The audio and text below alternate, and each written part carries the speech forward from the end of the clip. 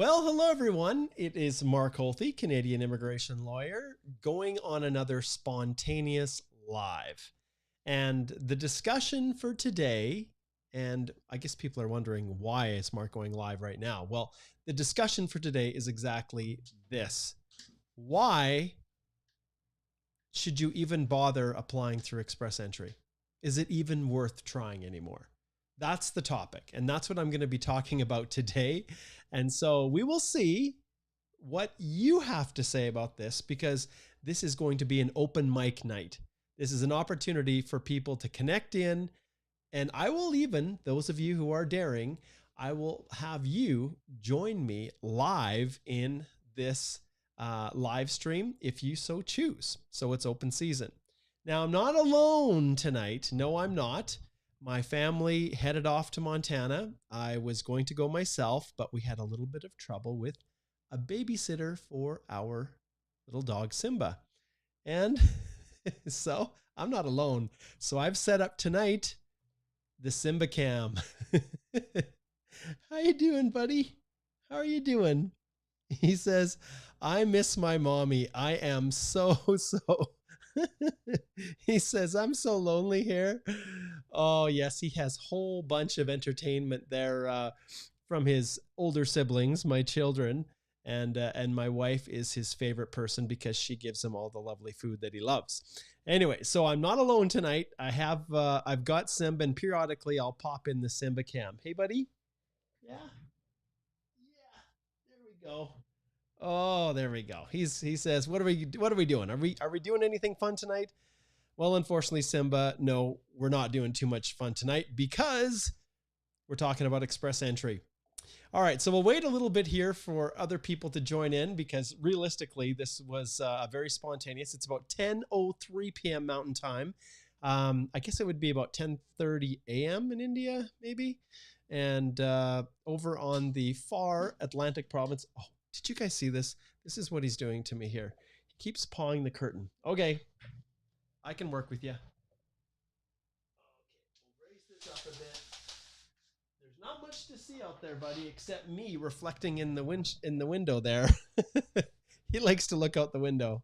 All right, we'll give him that. Okay, so this is an opportunity for you guys to ask any questions you want, to offer your opinions on this question right here, and basically for us to chat about what's going on. So yes, let's see who's here. Let's see who's tuned in.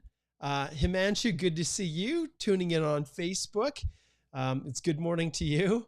Let's see who else. Naseem says, hey, Mark, thanks for all the great info, man. You're very welcome. Sharon's up in Calgary. So it's 10 p.m. for you too, isn't it, Sharon? That's great. Okay, 12 here in SG. Hey, Mark. Okay, let's see. SG. I don't know. What is SG? You're going to have to tell me, Hans. Okay, Crudy, good to see you on Facebook. And yes, Sharon's here. We've got Sean Roshan. Hey, Sean, great to see you. He's over there in Toronto. And Ralph, my brother from another mother. Good to see you. That is awesome. Awesome to have you. Okay, and yes, then Hans Fan says, is this live? Yes, it is most definitely live. That is exactly the case. All right. Okay, there we go. Singapore. Haha. Thanks, Hans. That's awesome. Okay, Chaudhry says, hello, Mark. Love beings with all your success. Well, I don't know. I am hoping that there's going to be a lot of success because today, like I said before, what we're going to be talking about is this. Is it even worth trying anymore for Express Entry? And if you read the description, you would find out that my answer is an unequivocal 100% yes.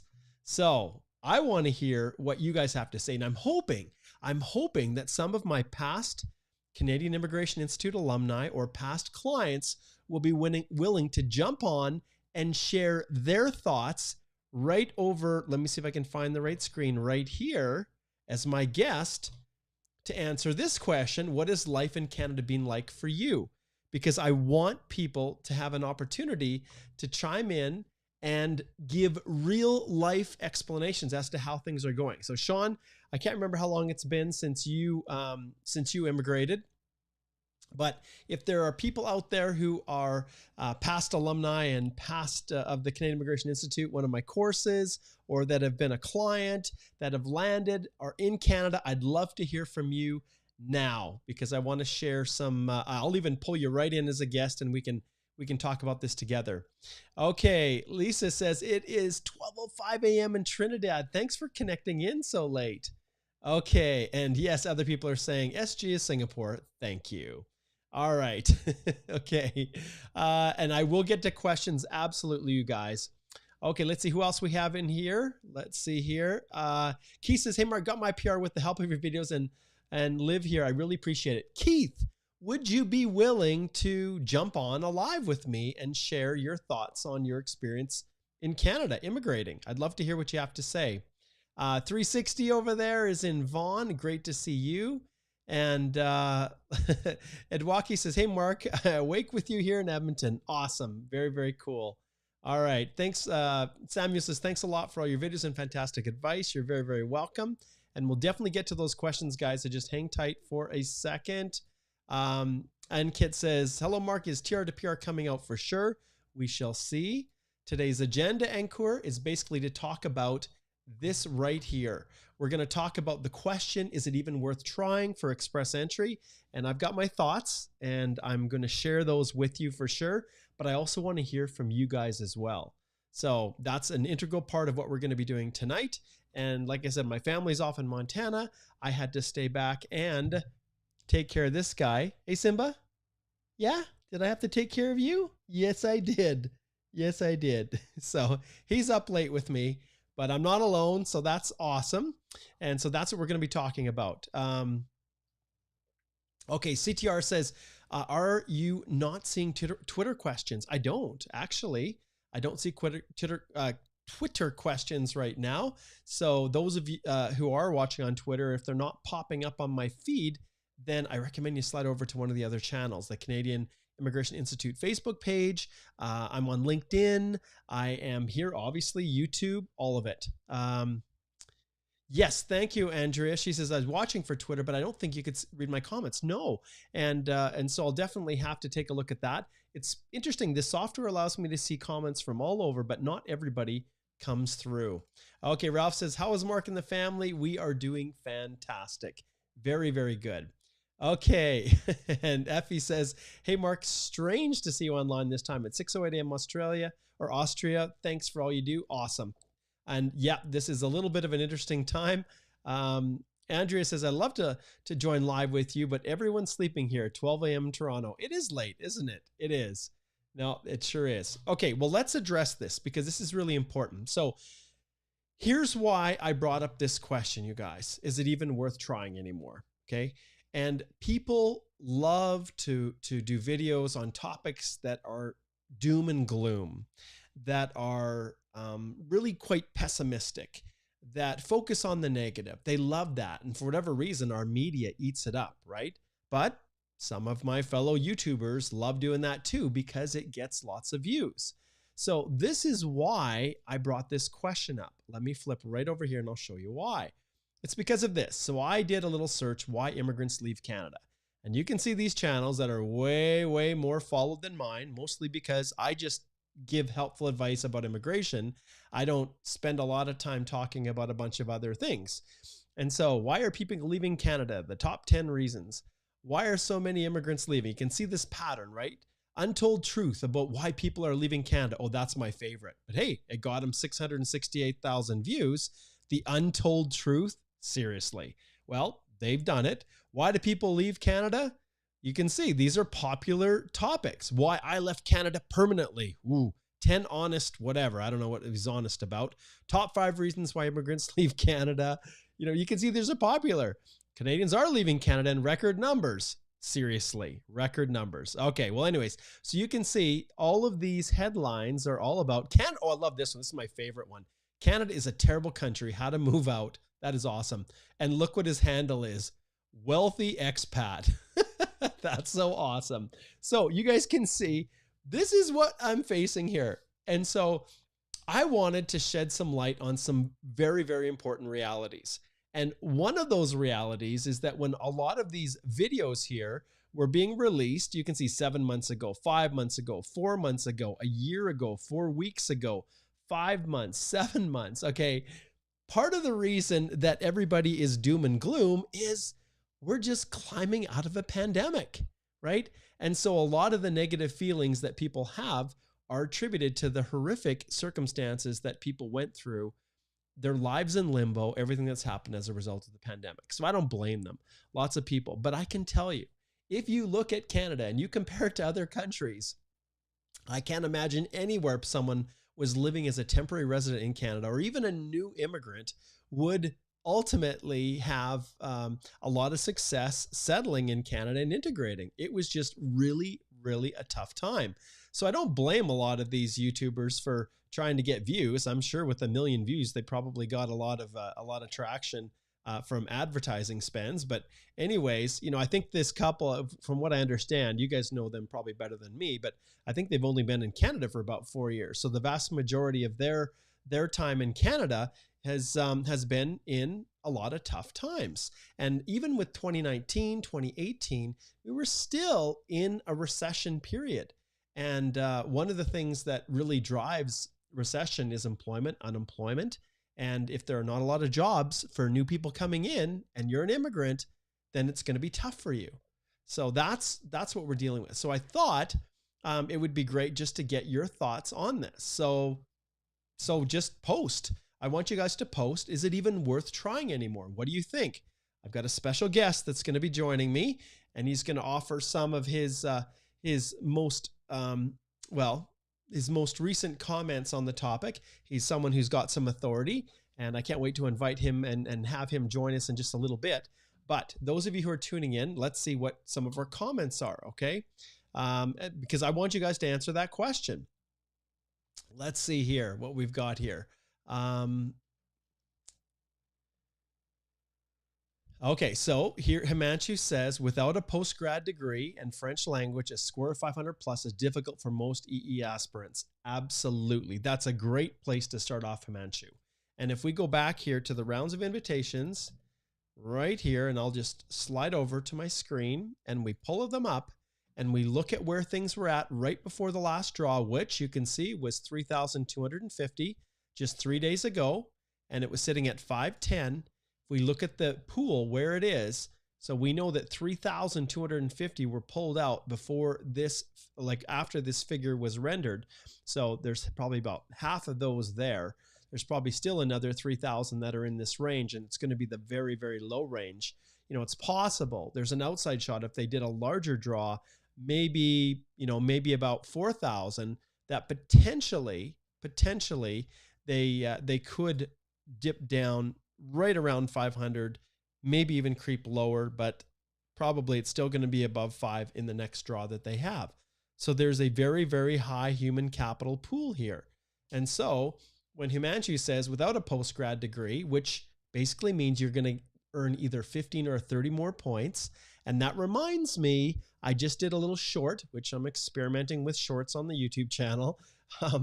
Just reminding everybody that if you've studied outside Canada, and because of the pandemic, before you couldn't claim those Canadian education points, but now you can. So that's a huge, huge benefit to those that were forced to study outside, in some cases even completed their entire degree or diploma outside of Canada.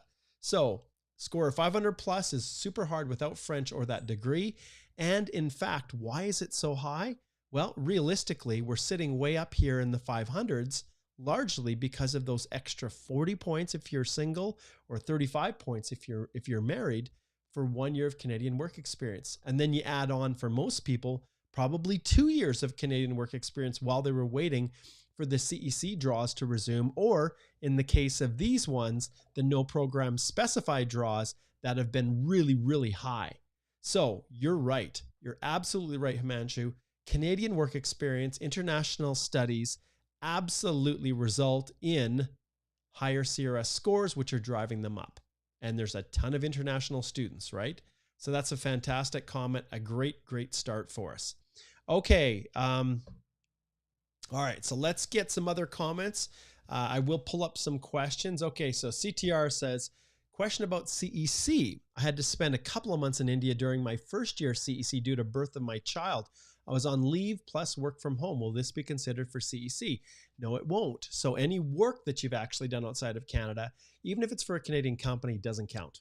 And that's, maybe, hey, we've seen other things happen, right? So maybe there'll be a change in policy, just like they did with the international students who were studying outside of Canada. Maybe there'll be a change.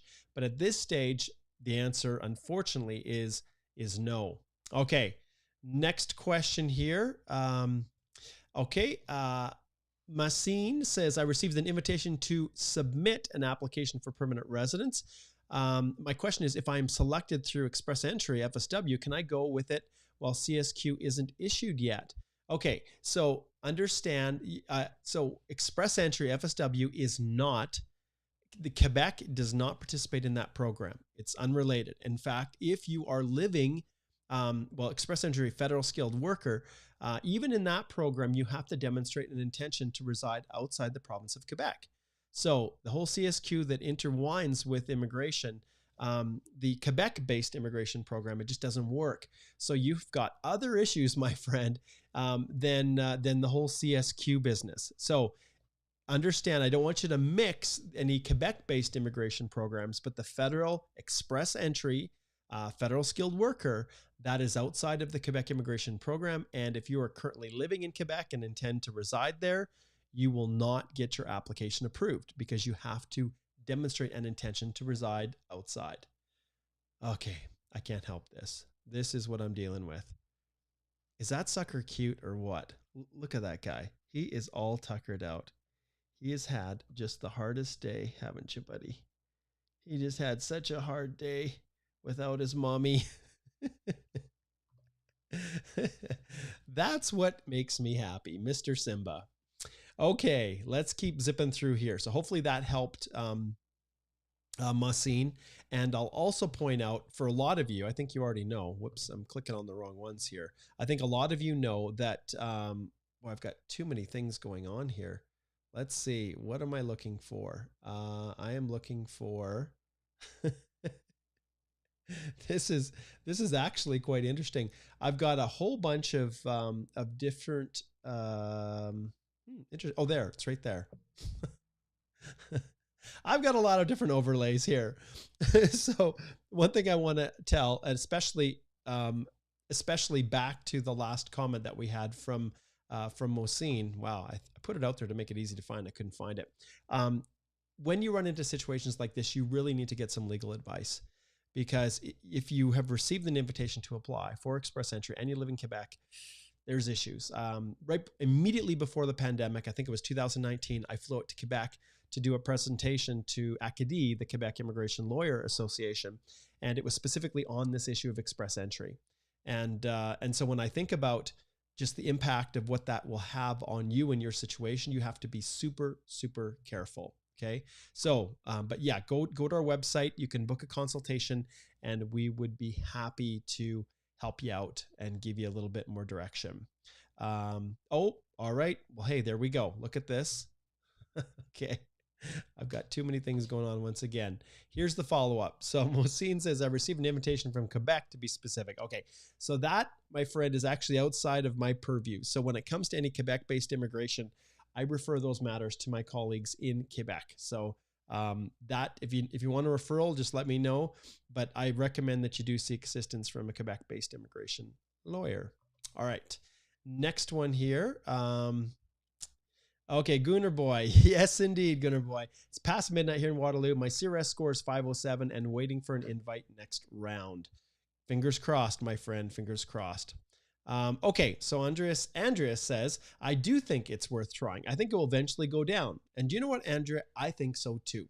So that's a great lead in to where I want to go next with this discussion. So here's what I want to show you guys.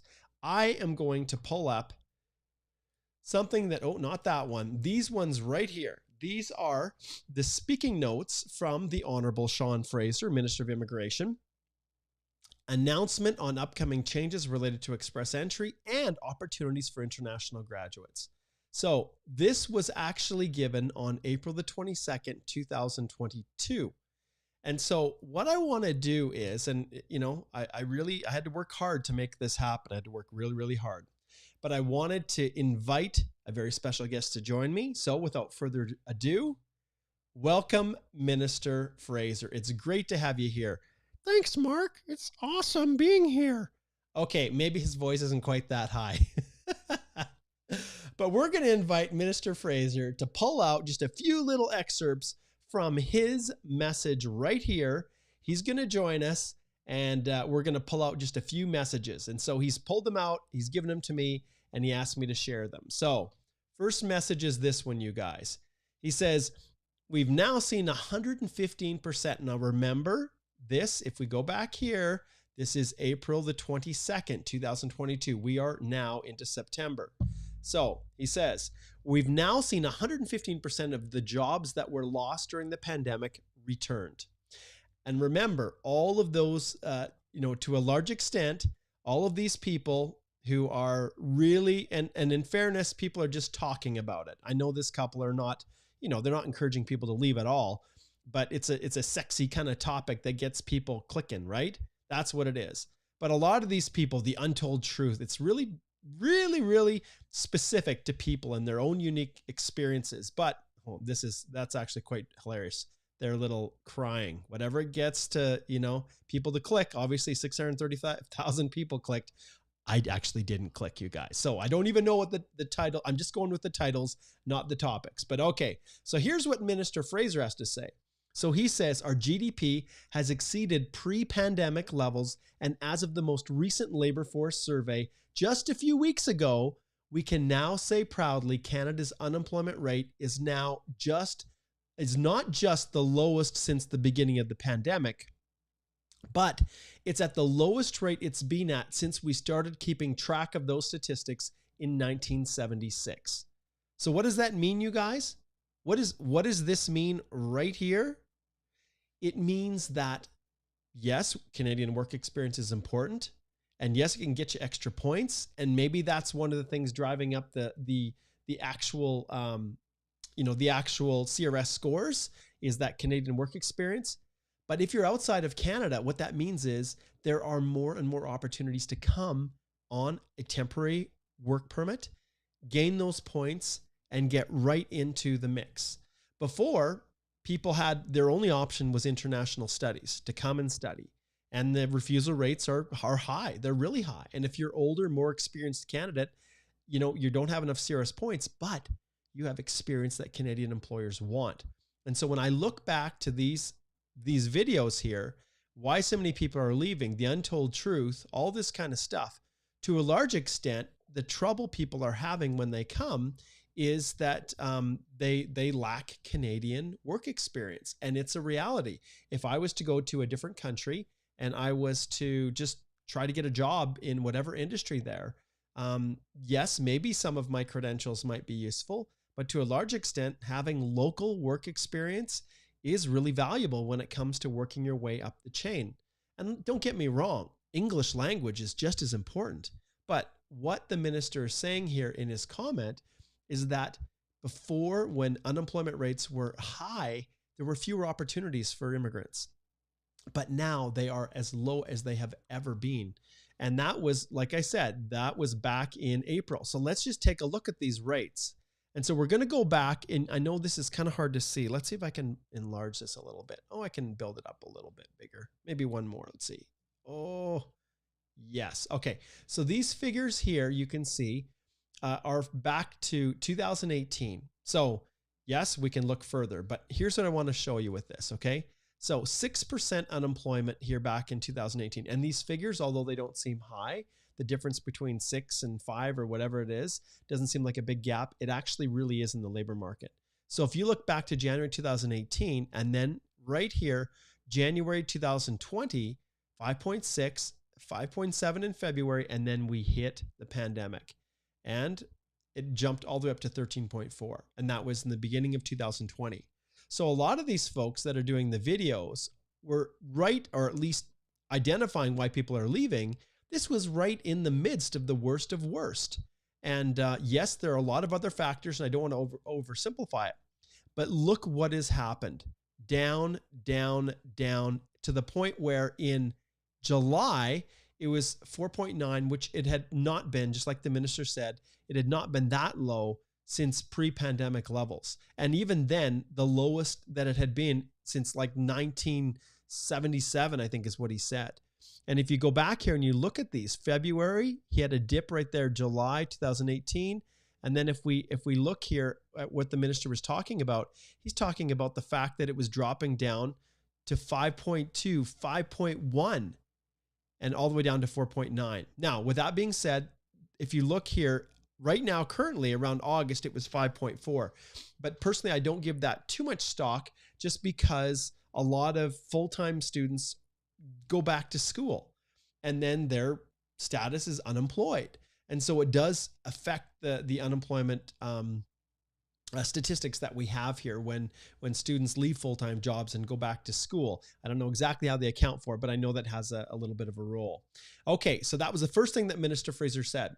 The next thing that he said, and thank you, Minister Fraser, for sharing this with us.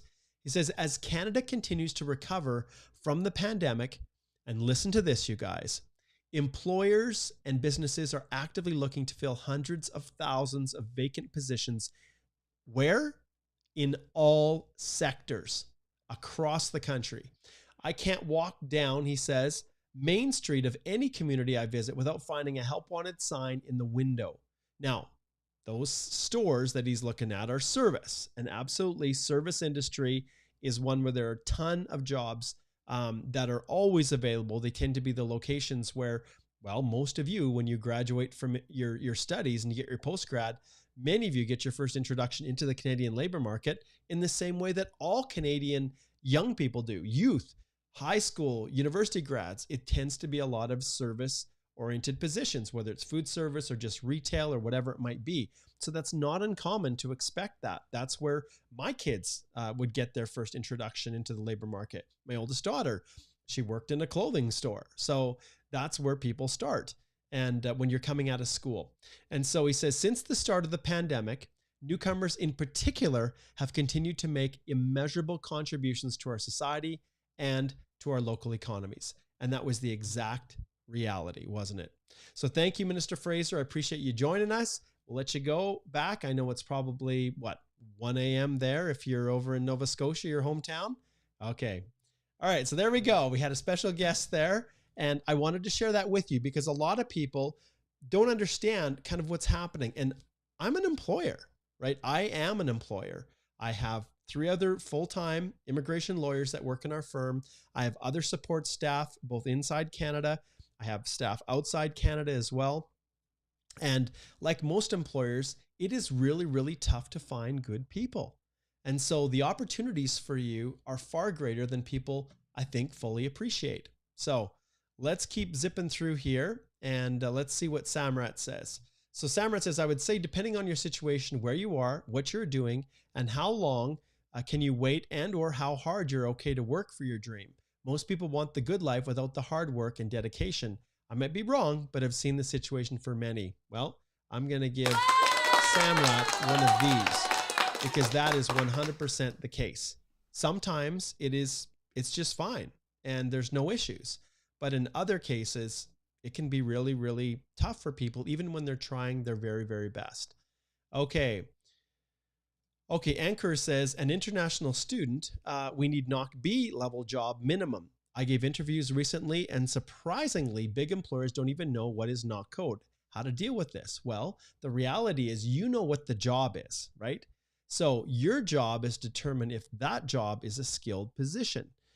You'll be able to tell by the job description, the advertisement for the position. And so you rarely will go to an employer anchor and say, hey, I need a skill level B job. That's not how it works. The employer says, I need someone to fill this role with my company. And then you apply to the positions that are skill level B. And so that's how you deal with it, because employers, I don't care whether it's skill level A, B, or C. That's a Canada immigration thing. And yes, it's Employment and Social Development Canada, but the vast majority of employers don't care. It's meaningless to them. The only reason that it becomes meaningful to the average person or employee is if you are an immigrant or prospective immigrant looking to immigrate to Canada. All right, let's see what we have next. Okay. Joshi says, if someone gets an ITA from SIMP, but at the same time of getting the ITA, their IELTS expired and the same day give IELTS and get lower score than the previous one, what to do, Mark? Well, there's only one thing that I can tell you in those circumstances. There's only one thing, and it's this right here. I recommend that you book a consult and that you slide over to our website right over here, click on speak to a lawyer, and then you can scroll right down here and book a consultation with one of the lawyers in our firm. Okay. It's as simple as that. Because in your situation, there is just a whole bunch of factors that have to be taken into consideration. And yeah, it's not just a simple matter of, the impact, because it's hard. For express entry purposes, let's take an example, Yoshi, of another situation. Often it is where someone's profile expires after they've got an invitation from a province. That becomes an issue because then you have to repost it. Some people have listed their spouse as non-accompanying, which gives them more CRS points. And then a province, sends them an expression of interest because their CRS score is in the right slot. Well, in those circumstances, there are things that you can do, but it tends to be very, very specific for the situation. In some cases, like Ontario Immigrant Nominee Program, generally speaking, they're not terribly fussed by someone who had listed their spouse as non-accompanying, and then after they got the nomination, take steps to add that spouse in their express entry process. So it's really a situation specific type of a thing. Okay, let's see here. Okay, so Abood says, what will be the minimum requirements in terms of language proficiency for the new TR to PR pathway for international students? I have to assume that it's not going to be much different, than the old one. For Canadian Experience class, for NOC-B positions, it's always been a CLB 5 at a minimum. And then for skill level A's, it was a CLB 7. So it just depends upon the NOC code that people have. But generally speaking, I suspect if the minister chooses to create a brand new program, that it will be similar to that. That's my belief. Okay. All right. Fun with K says most of the CEC candidates are struggling with their lower score. They have lots of struggle to get 500. I know there are a lot of people with that. And this is something else that I want to address now. So when Minister Fraser made his announcement, so let's bring you back, Mr. Fraser. So when he made it his announcement, one of the things that was working its way through cabinet, through the government, was this expectation that he would release 120 days later a plan for foreign workers to transition to PR. And so we are waiting and we expect, and you guys can go watch the video that I did. Let me just see if I can duplicate this right here and I'll show you. I can go back to my main page here. Okay, my channel, there we go. Okay, there's my live. So if we go back to the YouTube channel here, you'll see that I did a video right here on the new TR to PR pathway, what you must know. So this right here, I go in depth and I talk about exactly this issue. People struggling and trying to get through the regular no program specified CRS. Well, yeah, if it doesn't change, it's going to stay pretty high. But the minister specifically mandated with motion 44, the private members bill, to come up with a solution. And when I was on the Canadian Bar Association executive, which I've now officially passed that role, Minister Fraser, committed that he would take up that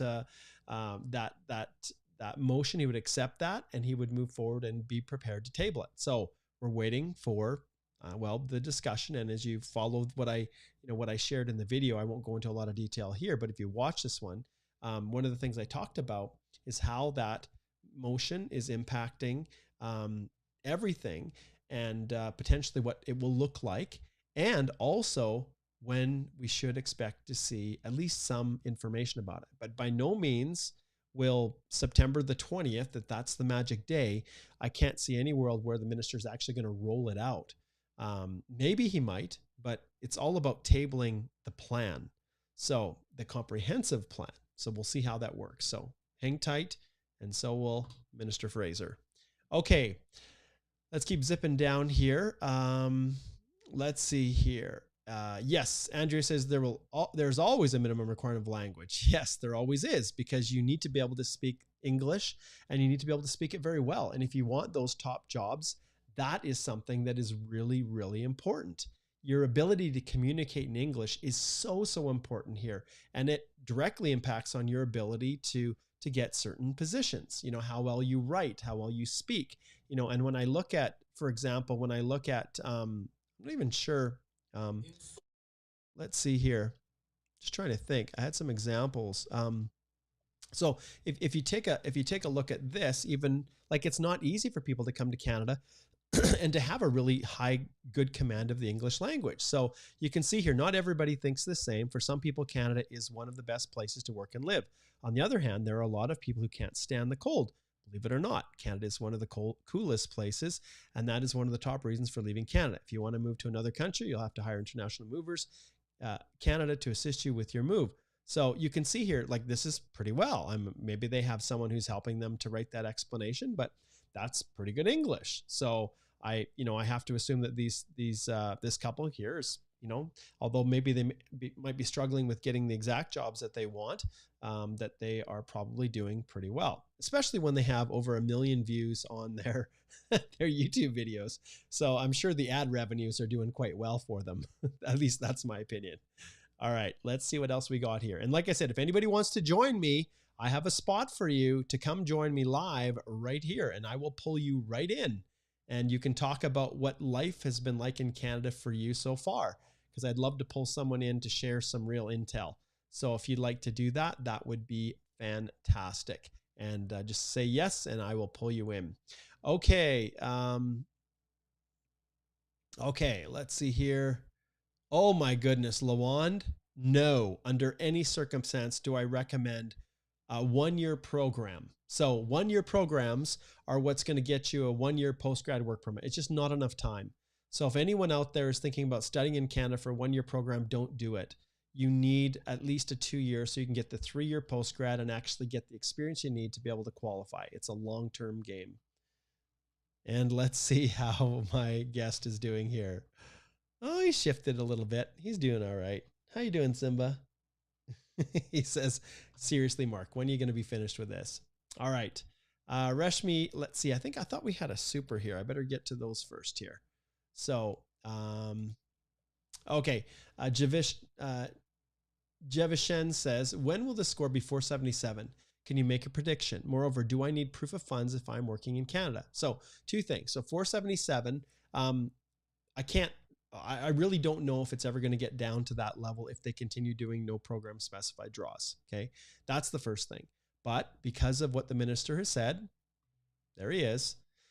We know that there will be a world of express entry probably in the spring of next year, where he will be able to and will choose to use his powers to do targeted draws. So, Jevishen, if you have a work experience in one of those areas that I talked about in that latest YouTube video that I did right here, you guys really should go back and watch it if you haven't.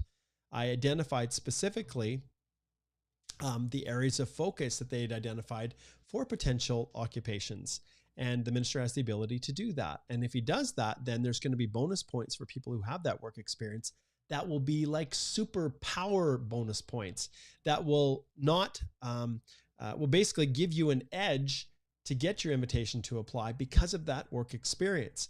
And so overall comprehensive ranking system scores will not be as important if the minister chooses to do that. So we'll see what Minister Fraser chooses to do. Okay. All right. Rashmi says, super cute.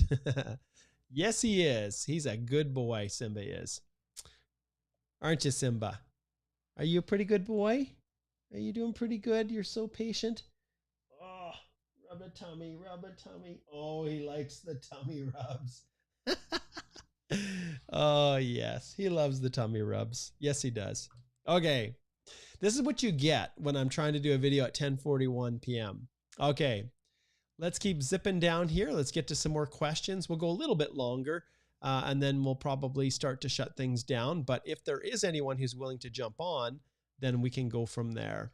Okay. Yes, I know, Chris. It is past 12. How are you guys doing, Chris? It's so great to have you connect in. Like I said to other people who are watching, and I know it's kind of late, what we're doing here is we're looking, is it even worth trying anymore for Express Entry? And I think we've kind of identified that. But what I'm looking for is someone who's willing to join me right here to talk about what has life in Canada been like for you. So I'm waiting. I don't know, Chris. I don't know where you're at. If you're game to try that, but please, yeah, if you are, just let me know. Okay. Okay, let's see. Ayushri says, hey, hope you're doing well. You're really a nice person and Simba is so cute. I'm a candidate in the Express Entry pool, but my score is less than 340. Do I hold any chance? Well, we know, Ayushri, that some provinces have extended expressions of interest to people based on their occupation. So based on their work experience and the knock code. And so where there are labor shortages in certain provinces, yes, even with 340, people were getting expressions of interest to go through and then apply to those provinces. And we also know that with these changes, Ayushri, that it's possible that the minister may do some form of strategic draw. And if he does that, and it's tied or linked to your skill set or a certain component of your human capital that the government determines is of value here in Canada, then anything is possible. And so I always advise everyone that even if, and this wasn't how I used to advise, but even if you meet the minimum eligibility criteria to get into the Express Entry pool, I recommend people do it now because we just don't know what the future is going to look like. The tiebreaker, we don't know how it will be impacting people. And so I advise people that they should submit their profile. And some people say, well, I don't have thousands of dollars to hire a consultant or a lawyer to help me file my application. Well, that's part of the reason why I went out of my way to create my course. And so I think some of you are aware of it, but on Monday, this launches. So, well, I should say the masterclass does, but the card is open right now. There's a link in the description below. But my DIY course and masterclass for Express Entry, that goes every evening, Monday through Thursday, this coming week, starting on Monday, and it goes 4 p.m. Mountain Time, September 19th to the 22nd. And that's 1 hour every evening, in addition to everything that is within the actual course itself. And when you click on the link, it will take you right here to our site. And there's a lot of other courses. In October, I've got my spousal sponsorship. The postgrad work permit extension course is still alive and well, and it'll be there till December. But this course right here, when you click on the link below, it will take you right here and you can check it out. You can see everything that's contained inside it, and it is loaded with helpful information. And it's not just that. It's not like helpful information. It is an actual walkthrough of the entire Express Entry process from the very beginning, learning the basics, to starting with your Express Entry profile, then completing the profile. So every single section of the profile, I walk you through it step by step. Literally, I created it for my 12-year-old daughter at the time when I first started, so that she could have filed her own Express Entry application if she'd followed this course. And then you can see, then it transitions into, if you have an accompanying spouse, how to complete their information.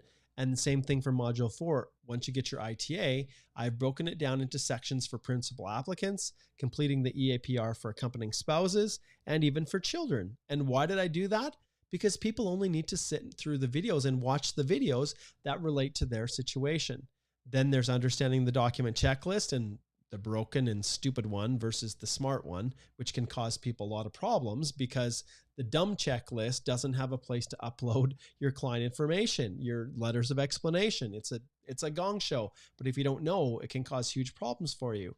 And then finally, this is the course. This is the part of the course that is worth every last penny of the course. I have an individual lesson for every section, every document, and it is extensive. The videos themselves are just completely as comprehensive as I could make to help you avoid the most common pitfalls that cause your application to get rejected. So you can join, click on the link right there, and I will be going live in the first masterclass. And these sessions are just geared specifically to the people who subscribe. But the cart's open now. Click on it and join me. I would love to see you guys there on Monday. And we've got a great group of people that have already subscribed. And really, you just become just like a family. And so I strongly encourage you to slide over. And ultimately, where I was getting with this is when you click on buy now, you can see you get me for 4 hours, an immigration lawyer, as well as over 10 hours of on-demand content for $347 US, which is a fraction of what you would have to pay, even if you were hiring some immigration consultant that was living in your own country. So the difference is every evening for an hour, you can literally ask me anything. So there's 4 extra hours. And realistically, I charge about $400 an hour regularly. But when I do consultations, it's more like $600. So there's a huge, huge savings there. And you get me. I'm the creator of everything. So I'd encourage you to check that out. Okay, let's get to a few more questions here. Let's see what's next. Okay. Mohammed says, hi, Mark. I did a 1-year program and landed a knock-B job right after graduation. While my work permit application is still at applied status. Okay. With 3 years out of Canada experience, are my chances for PR low? Well, Mohammed, you definitely want to get that Canadian work experience, and like hands down, that's going to give you massive point boosts, but it also opens up many options through the various provincial nominee programs. And depending on what province you live in, sometimes express entry, if it's not attainable, there are options if your employer is supportive of you to go through that process. So without actually doing a full assessment, Mohammed, it would be hard for me to say, yes, you've got a good shot, or no, you don't. But remember, you can always slide over and just book a consult with me and we can talk about that. Okay, let's see here. There's another good one here. This one, Flavio Silva says, I like that time. You should do more lives at that time. Yeah, 4 p.m. would be great. I could do lives at time, but that's when they're set aside for my DIY master classes, 4 to 5. All right. Harsh says, do you think the tech sector would be something that's favored with the upcoming changes? 100%. In fact, I'll give you one of these. Absolutely, because Canada just is not turning out grads in the IT sector like the rest of the world is. So if we are not turning out grads here in Canada, then we have to import them. And that's where the tech sector is really, really on fire when it comes to bringing in foreign nationals. Okay, Gunnar Boy says, I'm happy to talk about once I get my PR. I'm in the middle of my journey now, and so far I have fallen in love. Hope to continue staying here. I'll give you one of those too, Gunnar. Okay. Manpreet says, knock code 7237 welder is I need a license for skilled trade, OINP. Okay, I'm going to show you guys something just because we've brought it up. So essentially, if we go through here, there's the Federal Skilled Trade Program is a separate program that I don't talk a lot about. But I want to show you something here. If we go into one of the factors that people have to consider when they're looking at Canada and they're looking at working as in a trade level, let's pull up this. Hopefully it'll open up for us here. And then we're going to search by job title. Okay, we're going to pull up welder here. And then hopefully that should work for us. Search welder, boilermaker, welder, and related machine operators. Okay, so here, welders and related machine operators. That's interesting. So if we scroll down here, you'll see when it comes to Canada, the employment requirements for someone working in this position in Canada. So you can see it has completion of secondary school is usually required. That means it's not mandatory. It says usually, not mandatory. And yes, keep posting your questions because I'll get to those. And then you can see your completion of a 3-year apprenticeship program or a combination of over 3 years of work experience in the trade. And some college or university or industry courses in welding is usually required to be eligible for trade certification, which is true, which means usually. So it's not mandatory, at least so far. However, if you look at the provinces and you see this, trade certification is compulsory in my province of Alberta. So if you're coming on a work permit, you can't work in this occupation unless you have trade certification. But it is available or voluntary in all other provinces and territories. So depending upon the province that you're going to, the ability to come and work in that occupation is dependent upon that province. However, when it comes to securing points through for the Federal Skilled Trade Program, having that certification or a job offer from an employer, for example, the OINP, is a critical component to it. And yeah, and when you're trying to determine your work experience, and even when how it fits into the skilled trade ONP. Generally, those are driven to a large extent by people that are already in Canada. So yeah, I'm happy to chat with you a little bit more about that, Manpreet, but yes. Okay, next question here, back to Reshmi. She says, would specific draws affect people who have received NOIs? Would PNP stop then? No.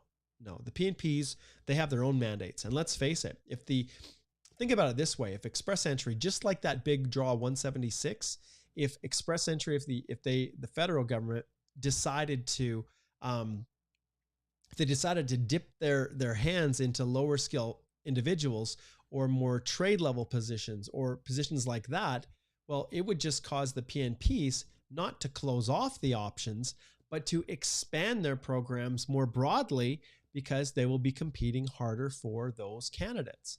So remember, the express entry and all of the federal skilled trade, the federal skilled programs, CEC, FSW, and FST, those programs have really taken a hit because of all of those massive backlog working through. So that's why we're not getting as many invitations to apply. But we know for sure, come as things reach out into the fall, we're going to, start to see more and more of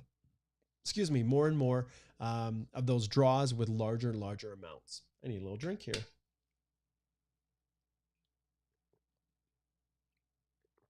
Okay. All right. Let's see what's next here. Okay. Fun Panda says, does the healthcare worker or environmental inspectors still in demand for PR in some provinces? Okay. So how do you figure that out? Well, you figure that out by going to the job bank. And so if you go to the jobbank.gc.ca, and we'll just pull up, let's see, healthcare workers are pretty broad, but let's go trend analysis. Let's go to outlooks right here. And then we're going to check for a position. All right. So what we're going to do here is we are going to, let's see if we can find a search. Well, this isn't working very well for me. Outlooks, it should give me there. Not sure why that didn't load up. So let's go for a nurse. Let's say a nurse. Okay. That's healthcare. And let's take a look. So all you have to do is pull up the position, and then you can scroll through here and see if there is demands. So 3 stars obviously is good right here. Fair, 2 stars means basically, well, good means that there's definitely jobs, and there's way more jobs than there are people to fill them. Fair means that it's kind of even, and then limited means that there's probably more people looking for work than there are jobs to employ them. So if you scroll down here and you look at each of these, you can see PEI is good. Let's see how many 3 stars. Nova Scotia's 3 stars. New Brunswick's 3 stars. Quebec's 3 stars. Keep going here. Ontario's 3. I think this answers our question, right? Manitoba's 3. I don't think any of them would not have 3. Saskatchewan is 3. Alberta's 3.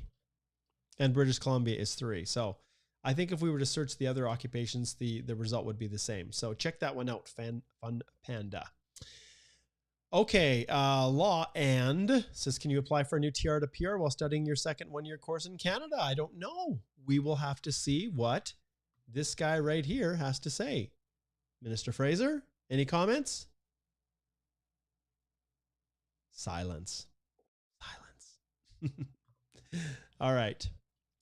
Fun Panda says, does job matter for NOC selection for EE and PNP? Yes, it does, because you have to be able to demonstrate that you've actually performed the duties of that position. Okay. When could NOC specific draws start according to you? Well, I listened to what this guy has to say. And this guy has indicated that it's probably going to be in the spring of 2023. So I will believe him. Okay. Let's see. Aaliyah says, hello, Mark. I have no questions. Such wanted to say thanks for such amazing videos, and thanks for sharing info for free. Really appreciate you for this. Well, I appreciate you, and I appreciate your appreciating me.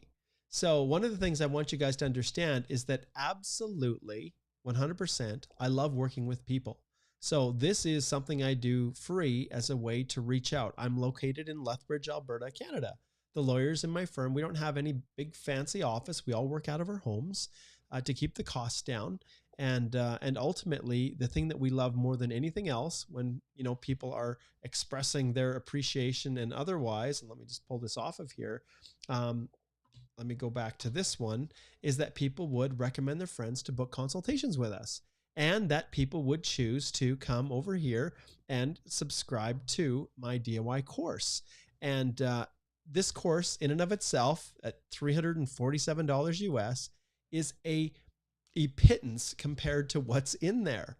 And I spent, if you guys had any idea how much time I've spent over the years building this course out, it is absolutely full of everything you could possibly want and more. And as I tell most of my clients who come through this course, they will know more about the express entry process than the vast majority of consultants and immigration lawyers out there. That the things that we do, and if they actually sit and go through all the lessons, they will learn more about it than they could ever learn otherwise. And what I'm going to do here is I'm just going to give you guys a quick sneak peek. Let's see if I can just duplicate this. And then I'm going to slide in here. I'm going to go into my library and I'm going to show you. I'm going to give you a quick little sneak peek here at the Express Entry course. So you can see here I have 6 different modules as well as a member resource section. Okay. And those modules right here, the one that is the absolute best of all is this mastering your documents. And you can see there's an individual lesson for every type of document you're trying to get.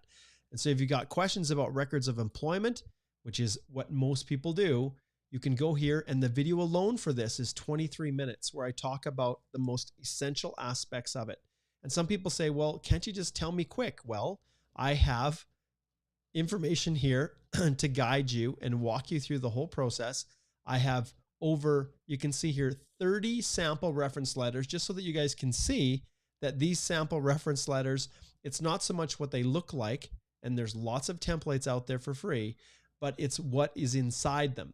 And so we even have a number of different tools that are available. Hours of work tools, calculating them, records of employment checklists. I like this record of employment checklist because, let's see if it opens up here. It does, because it is something that you can just hand to your employer, and then they can see exactly what what it needs to look like. What if I can't get a reference letter? Well, we've got another tool right here that is a breakdown of a ton of different suggestions that you can use to try to compensate if your reference letter isn't perfect. Okay. Yes, I have a sample employer reference letter.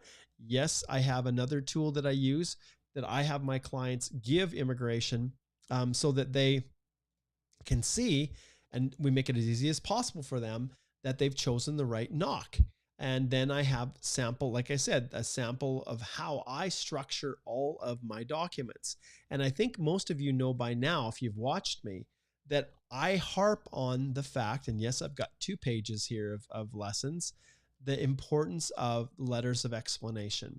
And this one is so important that you can see I've spent almost half an hour talking about how I structure them and the fact that I use letters of explanation for the documents as well as for the EAPR information. And I've got templates for you as well as samples, and even explaining why I do what I do based on instructions from IRCC that most people don't even know exist anymore. So what can I do other than tell you guys it's there, and strongly encourage you, if you are in the process, if you're even thinking about applying for Express Entry, that you absolutely join me on Monday and you will see. And so I don't know if I have any of my alumni that have tuned in, but yeah, right over here, you can click on this link and you can subscribe right now and join me. And we have a private group that's just for the cohort that subscribes from September 19th to the 22nd. And everybody becomes just kind of like family. So Aaliyah, I am very, very happy and thankful for you. Okay. All right. Let's see what else we have here. Okay. So I can see right now, Jatlif, you're asking a ton of questions. This one is absolutely, well, it's an applause one, but as much as anything, it's this right here, which is my triangle. And the triangle is all about the need to do this one here, which is book a consult. There's too much movement. There's too much things going on. And when it comes to international students, I want to share one other thing with you guys. If you slide over here to our website, I have a resource section and then blogs. And I strongly, strongly encourage you guys to come over here and search these resources, these tools. There's a ton of information on here, everything. And there's a lot on study permits. So all you have to do is click up here and then type in whatever search term, and you can see it will pull up and search the blog posts that we have written that all relate to study permits. When do you need to apply? Top 10 reasons it gets refused. My visa application refused. Prepare request for reconsideration. And then this was dating back to the pandemic and just a whole bunch of other things that are available in terms of the interaction between students and workers and PR and all those kinds of things. So that's all there, you guys. So definitely, definitely don't miss out and go and check out the various blog resources that are available. We're constantly trying to give more and more information for people as they're navigating their way through this whole process. Okay.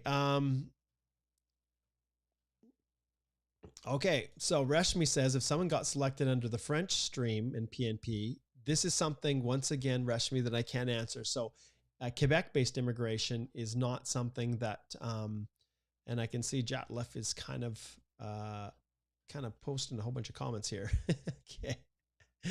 So anyways, yeah, so Reshmi, anything Quebec-based, I direct you to one of my colleagues in Quebec. Okay. All right, Fun Panda, you're very, very welcome. Okay, Jatlef, my friend there. Let's see here. I've answered, I think.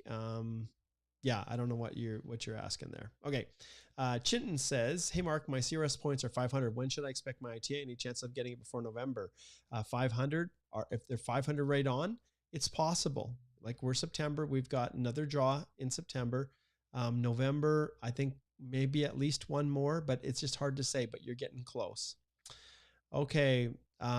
Great question. Johan says, why does the RCC explain so little about the work experience when candidates claim CRS points?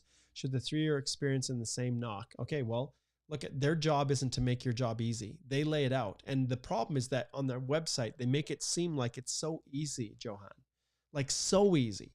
And that, you can do it yourself. You don't need any help. And then when you don't understand exactly what they're asking for and you submit an application that's incomplete, they return it. If you file an application and then you lose your ITA. So there is an absolute ton of, a ton of problems with the way the government set things up. It's definitely not transparent. And the reality is I exist right now as a former immigration officer deciding to practice immigration law. I exist because of those problems. And that's why I do what I do, to help people like you, Johan, avoid these problems. And, a simple little consult, we can usually resolve whatever questions you have about your work experience. But I find that most people that book consults then choose to retain us to assist them with their applications so that they get it done right the first time. And that's what we do. Okay. Okay. Jin says, hey, Mark, I have a job offer as an intercompany transfer, which is LMI exempt. I don't have a work permit so far. Can I claim points and EE for the job offer? No, you can't.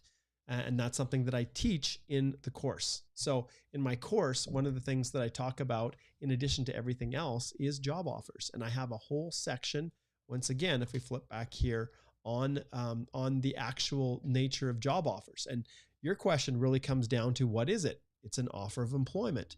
And like you can see here, I spend about 17 minutes talking about it. And I have sample LMIA so people know what an LMIA is, but I also have sample job offer letters, and I talk about within the course exactly your question, what it is. And I clicked on the wrong one here. I got lots going on here, don't I? Your exact question. And ultimately, when it comes to job offers, if you want to claim them for an intercompany transfer, then unfortunately, you have to work for that company for a full year before you can get the job offer. So you have to get that work permit. And let's see, how's he doing? Oh, he's snoozing. He's snoozing. I think we're just about done here. I got to get a drink again.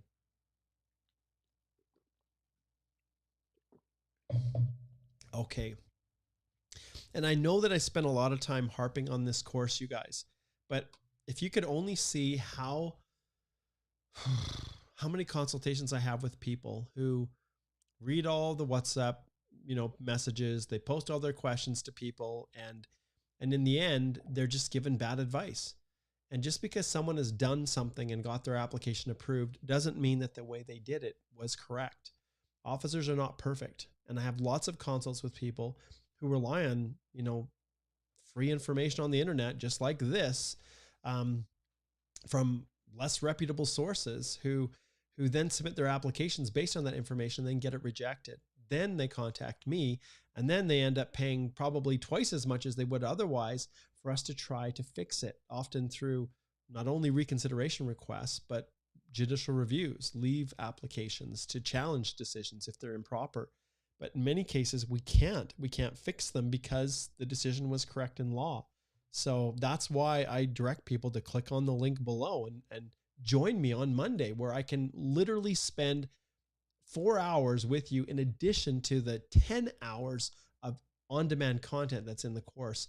And if people take the course, they're going to be in an amazingly good position when they file their application compared to just winging it or spending 100 hours. It saves so much time because I tell you exactly what you need to do. So, all right, we'll leave it at that. Okay, let's see what's next here. Let's see here.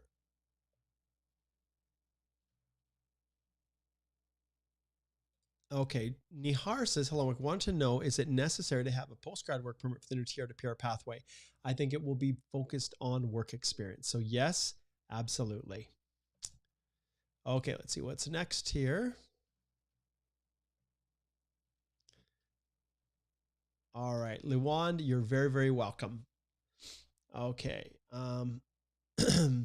Oh, this is a great question, Suraj. And you know what, my friend? This is a triangle one. It really is. And in fact, just like I've explained here, with the spousal sponsorship, my masterclass, the card is open right now for this. So right now, and there's accreditation for immigration consultants as well. But this course right here, the spousal sponsorship course, we dive right into these issues. And this is one that is a real problem right now for people because it's directed to online and you're asking for Outland spousal sponsorship. For PDF forms, should we sign digitally or should we have wet signatures? IRCC updated yes, they did their website and says now do not print PDF forms. It is an absolute nightmare. So the challenge that I have with this is that the instructions are conflicting. And one of the things that we're working on, Suraj, right now is getting a response back from IRCC. We've already notified them that conflicting instructions in the guide, as well as this is what happens when the government rams through an online filing when they're not prepared to do it. They haven't vetted their own instructions, and then it causes lots of pain and suffering for people like you. So Suraj, I recommend that you slide over and that you register for the course, and we are going to go and start going through those lessons, and then the master classes will start October the 17th. But anyways, yes, or you can just book a consult right away. But yeah, I don't have an answer for that, but it will be forthcoming. Ayushri says, I want to thank you, Mark. You're helping people without charging a single penny. That's amazing. Well, you know what? Some people are like, oh, Mark's always pushing his course. He's always telling people to purchase his course. There's a reason why I do that. It's because it is way, way more cost effective to go through this course, to learn with the other people that are in that group, and to get direct questions answered by me, an immigration lawyer. And for a 25-minute consultation, I want to show you guys. So the consultations that we do within our firm, they are very strategic. And I've had almost 20 years of experience working as an immigration lawyer. And I worked as a former immigration, I was a former immigration officer. And you can see here, we charge the rates that we do for a reason, because of our level of expertise. And so if you scroll down here, you can see I charge $315 for a 25-minute consult. But part of the reason that I do that is because my time, my paid time, my one-on-one time is very, very precious. And so I charge commensurate with the value of that time. But when I do these, I can help many, many people all at once. So when someone asks a question, then they have the ability to learn from a question someone else is asking. And that's why I love this platform. Okay, let's see here what's next. Looks like we've got, Okay, Reshmi says not Quebec, it's Ontario. Okay, that's fine then.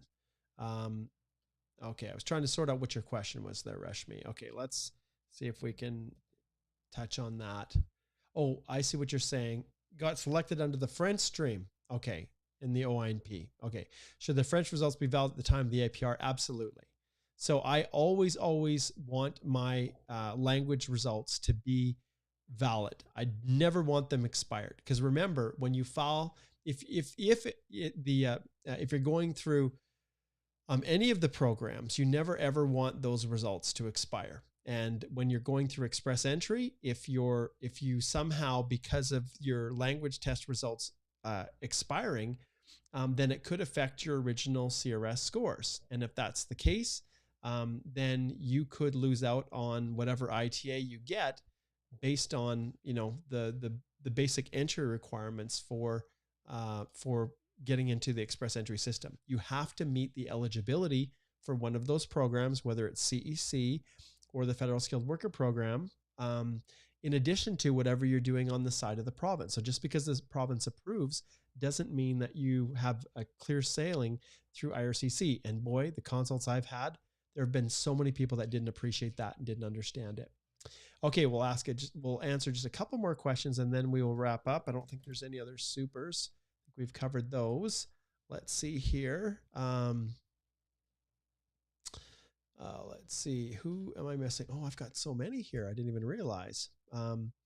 Okay, we've got a question here. Can you talk more about the new tier? Well, I don't actually need to do that. And why? Because I'm going to direct you right back here to our firm website.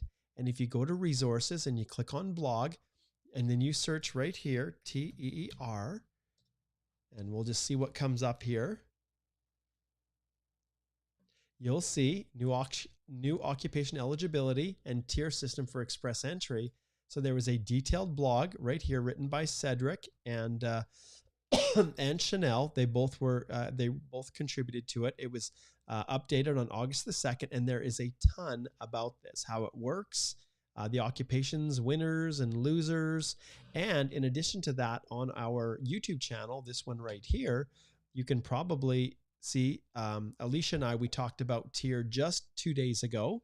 And if we scroll down and actually click on the other videos, you know, we could even, this is a neat feature here on the YouTube as well, as you can just click on here and just type in the same thing, tier, and look, it pops up.